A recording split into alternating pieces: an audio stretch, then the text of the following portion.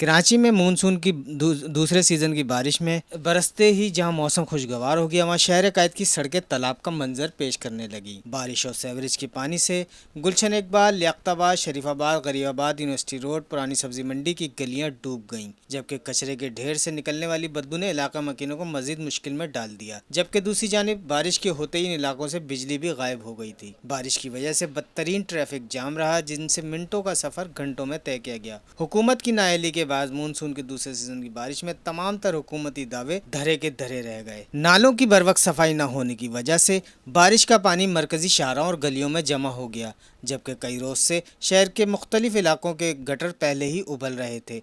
जबकि इलाकों में जगह जगह कचरा कुंडी को भी खाली नहीं किया गया, जिसकी वजह से इलाके का कचरा पानी के साथ सड़क पर आ गया, जिसकी वजह से राह चलते हुए लोगों को शदीद मुश्किलात का सामना करना पड़ रहा था। लियाकताबाद अंडर बाईपास में पानी जमा होने के बाद ट्रैफिक के लिए बंद कर दिया था, जिसकी वजह से लियाकताबाद से गुलशन इकबाल जाने वाली सड़क पर ट्रैफिक जाम रहा।